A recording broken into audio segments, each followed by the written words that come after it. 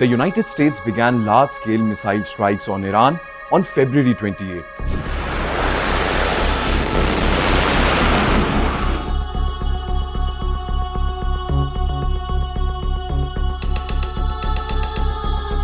Aiming to hit its nuclear and missile program and even shake the regime itself.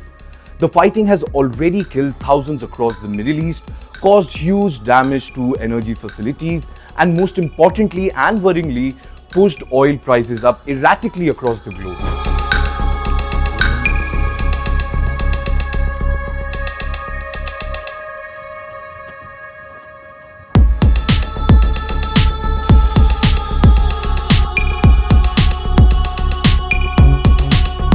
Yet in Washington, many argue this is not a legal war, at least for now. And it's simply because under the US law, a president has only limited window to fight without asking Congress for approval. And for Trump, that ends on May 1st. Remember, technically the 60-day deadline is April 28 if counted from Feb 28.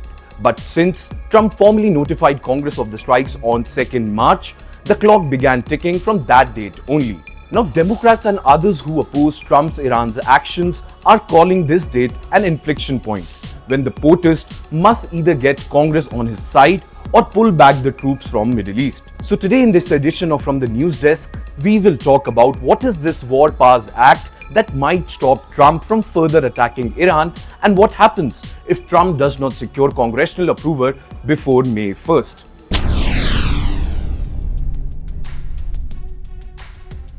The War Powers Resolution, often called the War Powers Act, was passed after the Vietnam War to stop US presidents from dragging the country into long undeclared wars without approval from the Congress.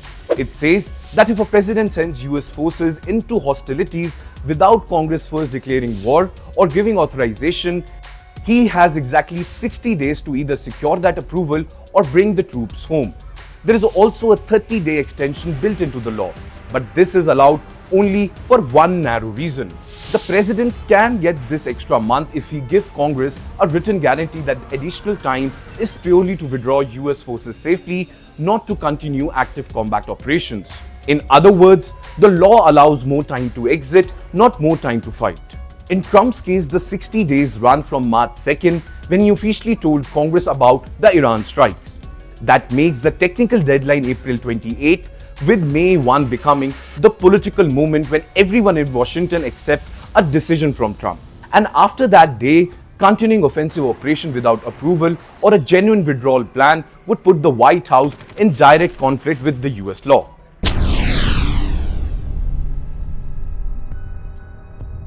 Now, there is still no peace by May 1st. Trump faces a clear legal fork in the road. One option is to pull back US troops from the Gulf and from active combat around Iran.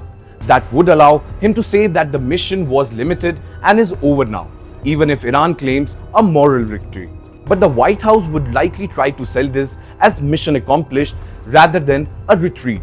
The other option is far more explosive and complex. Trump could keep fighting without authorization, which would violate the War Powers Resolution and strengthen accusations that he is waging an illegal war. Now, Democrats and even some Republicans are already warning that if he ignores the law after May 1st, pressure will grow sharply from investigations and possibly even stronger steps against him. In fact, there is a third path that many in Washington expect Trump to choose: seeking an authorization for use of military force, or AUMF. This is a separate law that Congress can pass to give a president wide power to use force against a defined enemy with no fixed end date.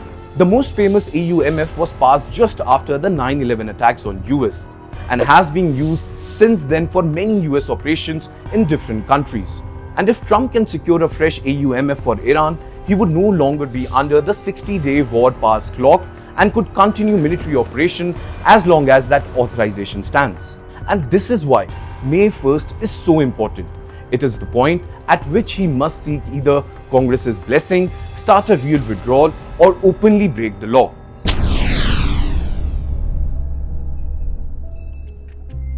Now, the big question is whether Trump actually has the votes in Congress to get what he wants.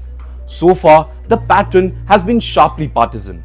Republicans in Congress have mostly stood behind the president, arguing that limiting his power during an active conflict would weaken US interest and send the wrong signal to Iran. Remember how Speaker Mike Johnson has taken this line, warning against tying Trump's hand while troops are in the field and in active combat mode.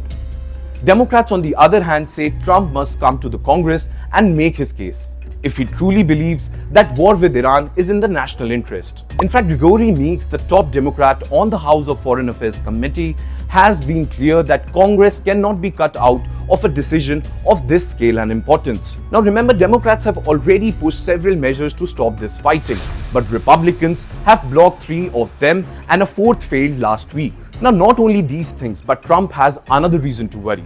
There are small signs of crack within the Republican wall.